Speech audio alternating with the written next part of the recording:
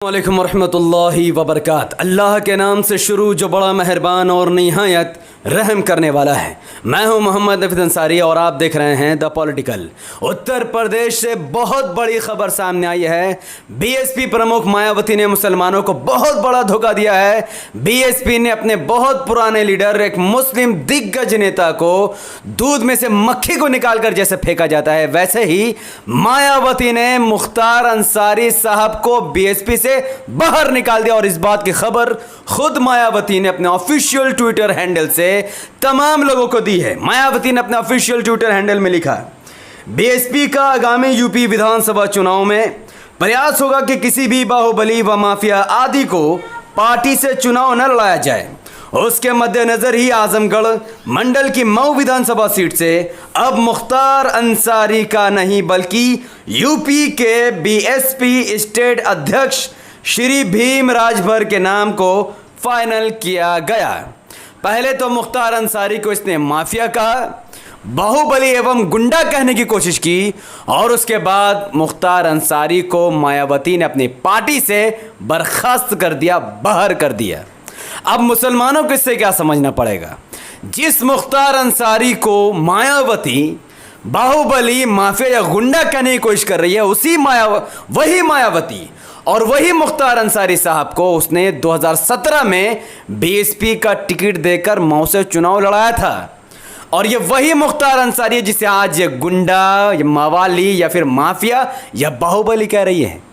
जब भी मुसलमानों की जरूरत मायावती को पड़ी, तब मायावती ने मुसलमानों को उठाकर टिकट देकर जिताया। और आज जब मुख्तार अंसारी एक मुस्लिम नेता को मायावती की जरूरत है, तब मायावती मुख्तार अंसारी को पार्टी का बाहर का रास्ता दिखाती है। लेकिन अफसोस करने की जरूरत नहीं है उत्तर प्रदेश के मुसलमानों, जिस मुख्तार अंसारी को मायावती ने पार्टी से बाहर का रास्ता दिखाया, उसी मुख्तार अंसारी साहब को ऑल इंडिया मजलिस इत्तेहादुल मुस्लिमीन उत्तर प्रदेश में मऊ से टिकट देने की घोषणा कर चुकी है।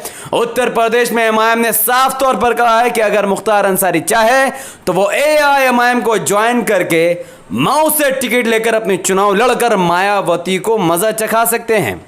और ये सिर्फ चुनाव लड़ने की बात नहीं है।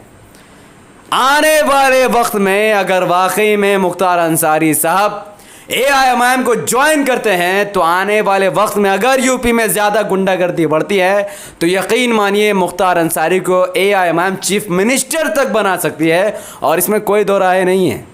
अब फैसला मुख्तार अंसारी को करना है कि वो बीएसपी से बाहर आकर वो एसपी को चुनते हैं या एमआईएम को चुनते हैं, फैसला उनका है।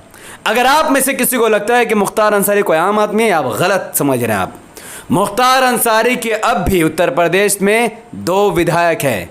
उनकी अपनी पार्टी भी थी पुरानी, जिनका नाम था कौमी एकता दल। मुख्तार अंसारी ने पिछली बार मऊ से इलेक्शन लड़ी, लगभग 97,000 वोट लेकर उन्होंने मऊ में अपनी जीत पक्की की और सामने एसबीएसपी के नेता और अन्य भगवदर हिंदुत्व आइडियोलॉजी रखने वाले नेताओं को उन्होंने हराया। इसके अलावा मुख्तार अंसारी अकेले इलेक्शन या फिर पॉलिटिक्स में नहीं है, बल्कि उनके भाई हैं अफजल अंसारी, और ये और भी ज़्यादा ताकतवर नेता है जो कि बीएसपी से सांसद बने हैं फूलपुर से। 2019 के लोकसभा इलेक्शन में जब पूरे उत्तर प्रदेश में बीजेपी की हवा थी, तब फूलपुर से बीएसपी का टिकट लेकर अफजल अंसारी साहब ने 5,66,082 वोट बटोरे थे। पूरे फूलपुर कंस्टिट्यूएंसी से 51.20% वोट अकेले अफजल अंसारी ने लिया था। और वहां पर बीजेपी के कैंडिडेट मनोज सिन्हा को धूल चकाई थी। मुख्तार अंसारी या फिर उनके भाई अफजल अंसारी के अंदर यह ताकत है कि वो उत्तर प्रदेश में कुछ इलाकों में बीजेपी का सफाया कर सकते हैं, सर्वनाश कर सकते हैं और बीजेपी के गुंडों को धूल चखा सकते हैं। तो अगर मुख्तार अंसारी, उनके भाई अफजल अंसारी एमआईएम में आ जाते हैं, तो उनका सीएम बनना लगभग तय हो जाएगा। वो सीएम बन सकते हैं, पार्टी डिसाइड करेगी। लेकिन मैं यकीन के साथ कहता हूं कि एमआईएम में ऐसी पॉलिटिक्स नहीं चलती, बल्कि ताकतवर नेता को सीएम बनाना ही एमआईएम का काम है। उसके अलावा बीएसपी का मुसलमानों को धोखा देना और उनके लीडरशिप को कमज़ोर करना, ये सिर्फ बीएसपी ने नहीं किया है, बल्कि समाजवादी पार्टी ने भी ठीक ऐसा ही खेल खेला था अतीक अहमद के साथ। वही अतीक अहमद जिन्होंने समाजवादी पार्टी का टिकट लड़कर सांसद भी बने, विधायक भी बने, लेकिन जब उन पर केस और कार्रवाई, फॉल्स एलिगेशन लगाए गए और उन्हें अखिलेश यादव की तब ज्यादा जरूरत थी, उसी वक्त अखिलेश यादव ने भी अतीक अहमद को अपनी पार्टी से निकाल दिया और एक बार फिर ऑल इंडिया मजलिस इत्तेहादुल मुस्लिमीन के अध्यक्ष बैरिस्टर असदुद्दीन ओवैसी साहब ने अतीक अहमद को टिकट देने का फैसला किया और अतीक अहमद के पूरा का पूरा परिवार ने AIMIM को ज्वाइन कर लिया। और आज अतीक अहमद साहब की पावर इतनी बढ़ गई कि जिस अतीक अहमद को लोग क्रिमिनल समझ रहे थे, आज उस अतीक अहमद को मसीहा के तौर पर देखा जा रहा है। आज उनकी चर्चा हर अखबार में है कि अतीक अहमद एक बार फिर पूरी ताकत के साथ उत्तर प्रदेश में चुनाव लड़ने की तैयारी कर रहे हैं और अपनी ताकत भारतीय जनता पार्टी को दिखाने में लग चुके हैं। तो BSP ने मुख्तार अंसारी को धोखा दिया, MIM उसको टिकट देगी मुख्तार अंसारी साहब को। समाजवादी पार्टी ने अतीक अहमद को धोखा दिया, उनका इस्तेमाल किया और फिर दूध में से निकालकर फेंक दिया। लेकिन उन अतीक अहमद साहब को भी MIM टिकट देगी, उनके पूरे परिवार को सम्मान देगी। उसके अलावा कांग्रेस ने भी मुसलमानों को धोखा दिया है। ये एक ऐतिहासिक तस्वीर है मध्य प्रदेश का, जब ज्योतिरादित्य सिंधिया कांग्रेस के नेता हुआ करते थे। मध्य प्रदेश में एक मीटिंग थी कांग्रेस द्वारा की गई और उस मीटिंग में ज्योतिरादित्य सिंधिया ने एक हिंदू नेता को बैठाने के लिए एक मुस्लिम कांग्रेसी नेता नूर मैडम को नीचे उतार दिया। स्टेज से नीचे उतरने का ज्योतिरादित्य सिंधिया ने कहा कि मिसेस नूर उतर कर चुप से नीचे बैठ जाइए, क्योंकि यह सीट एक हिंदू नेता की है। और कांग्रेस ने भी मुसलमानों की औकात दिखाई और एक मुस्लिम लेडी नेता को मंच से उतार कर नीचे बैठा दिया।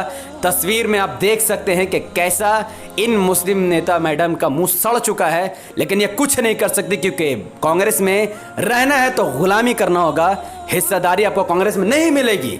वाहिद भारत की मात्र एक पार्टी ऑल इंडिया मजलिस इत्तेहादुल मुस्लिमीन, जो हमेशा मुसलमानों को हिस्सेदारी देने की बात करते हैं और इज्जत देते भी है। और इसका लाइव एग्जांपल मैं आपको देना चाहूंगा। पहली तस्वीर में आप देख रहे हैं एक मुस्लिम बुजुर्ग समाजवादी पार्टी ज्वाइन करते हैं, मुलायम सिंह यादव खड़े नहीं होते। वहीं एक हिंदू नेता समाजवादी पार्टी ज्वाइन करता है, मुलायम सिंह यादव खड़े होकर उसे फूल दे देते हैं। वहीं पर एक मुस्लिम लीडर कांग्रेस की स्टेज में बैठती है तो उसे मुस्लिम होने की वजह से स्टेज से नीचे उतार दिया जाता है। लेकिन वही बैरिस्टर असदुद्दीन ओवैसी साहब जब अतीक अहमद की वाइफ MIM ज्वाइन करती है तो वो खड़े होकर उनका इस्तकबाल करते हैं, उनका शुक्रिया अदा करते हैं और उनको भरोसा दिलाते हैं कि उनके साथ इंसाफ किया जाएगा। यही फर्क है गुलामी करने में और हिस्सेदारी लेने में। उत्तर प्रदेश के मुसलमानों, गुलामी की जंजीर को तोड़ दो और MIM को सदस्यता को ग्रहण करो और MIM को जितना ज्यादा हो सके उतना ज्यादा उत्तर प्रदेश में मजबूत करो। एक और खुशखबरी आपके सामने मैं रखना चाहूंगा। नसीरुद्दीन शाह, बॉलीवुड का एक मांझा हुआ बहुत बड़ा कलाकार जो कई मुद्दों पर अपनी आवाज को सामने रखते हैं, उन्होंने बैरिस्टर ओवैसी साहब का समर्थन किया है। नसीरुद्दीन साहब ने अपने हालिया के किसी इंटरव्यू में कहा कि अगर मुझे उत्तर प्रदेश बुलाया गया तो मैं MIM का प्रचार करूंगा। ओवैसी एक ईमानदार नेता है और ये कोई आम इंसान नहीं कर रहा, बल्कि नसीरुद्दीन शाह है जो चाहते तो पैसे लेकर कांग्रेस के लिए काम कर सकते थे, जो चाहते तो पैसे लेकर अखिलेश का प्रचार कर सकते थे, जो चाहते तो पैसे लेकर मायावती का प्रचार कर सकते थे या फिर करोड़ों रुपए लेकर BJP का प्रचार कर सकते थे। लेकिन नसीरुद्दीन शाह बिना किसी शर्त के AIMIM का प्रचार करना चाहते हैं, क्योंकि वह बैरिस्टर ओवैसी साहब को एक ईमानदार और नेक नेता के रूप में देखते हैं।